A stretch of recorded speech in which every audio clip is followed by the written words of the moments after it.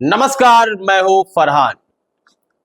अभी तैयब उर्दुगान, शहबाज शरीफ और अजरबैजान के राष्ट्रपति ने एक मीटिंग की है। व्यापार को लेकर, रक्षा को लेकर एक बड़ी मीटिंग हुई है इनके बीच। इसके जरिए ग्रीस और साइप्रस को घेरने की तैयारी बनाई जा रही है, क्योंकि आने वाले समय में देखिए, ये जो अभी दौर चल रहा है ना, मौजूदा समय में यह बड़ा युद्ध का दौर चल रहा है। कोई ना कोई देश टकराने को तैयार है किसी भी देश से, तो इसलिए विश्व युद्ध की संभावनाएं भी जताई जा रही हैं। तो तुर्की ने क्या किया है, पूर्वी भूमध्य सागर में ब्लू होमलैंड नाम की एक परियोजना शुरू करने की पहल की है। तो इस हिस्से पर तुर्की अपना अधिकार मानता है और इसी हिस्से पर साइप्रस और ग्रीस भी अपना अधिकार मानते हैं। दोनों के बीच मान लीजिए विवाद है। तो अब इस विवाद जब भी होता है जमीन का या समंदर का, तो एक युद्ध का मंजर बनने लगता है, ड्रामा तैयार हो जाता है।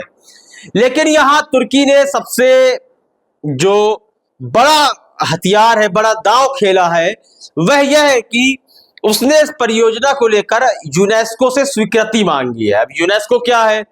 यूनेस्को यूएन का ही एक हिस्सा है, यूनाइटेड नेशन का, जिसमें सभी देशों के नेतृत्व करने वाले लोग होते हैं। तो यह सांस्कृतिक हो गया, वैज्ञानिक हो गया, पर्यावरण हो गया, इस तरह की परियोजनाओं में अपनी स्वीकृति देता है। मतलब स्वीकृति क्यों चाहिए, इसमें यह भी जानना जरूरी है। तो इसकी स्वीकृति इसलिए चाहिए कि कल इस तरह के क्षेत्रों में कोई देश अपना अधिकार ना जमा सके। मान लीजिए कि आज भारत अरब सागर के पास कोई परियोजना शुरू करता है, उस पे अरब का भी अधिकार है, तो बाद में इस तरह की परियोजनाओं में एक युद्ध होने लगता है या घटनाएं घटने लगती हैं। तो इसमें इसलिए यूनेस्को की अगर स्वीकृति मिल जाती है, तो यह मान लीजिए आप कि आपको वैश्विक स्वीकृति प्राप्त हो गई है।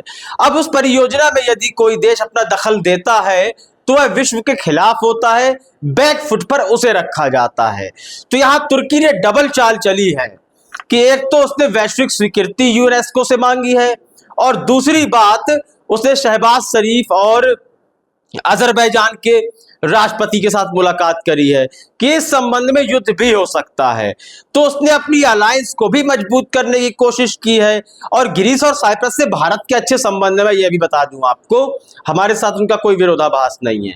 तो अब इस पर मीडिया के अलग अलग तरह के विचार आ सकते हैं, लेकिन अगर आप विवादित क्षेत्रों की बात करेंगे तो चाहे वह भारत हो, चाहे वह चीन हो, रशिया एक समय में रहा हो, चाहे वह बहुत सारे ऐसे देश हैं जिनका अपने किसी पड़ोसी देश के साथ सीमा को लेकर विवाद है, और इसमें हम किसी एक देश के पक्ष में नहीं बोल सकते हैं कि वह सही है या वह गलत है।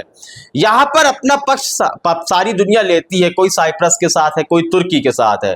लेकिन तुर्की ने एक बहुत बड़ा हथकंडा यहां पर चल दिया है, जिसमें साइप्रस और ग्रीस कहीं ना कहीं अब तुर्की के निशाने पर आ गए हैं। इस संबंध में आपकी क्या राय है, कमेंट सेक्शन में अवश्य दें। देश और दुनिया की खबरों से अपडेट रहने के लिए आप अभी तक न्यूज चैनल को सब्सक्राइब करना ना भूलें, और साथ ही हर न्यूज का नोटिफिकेशन पाने के लिए बेल आइकन को भी दबाएं।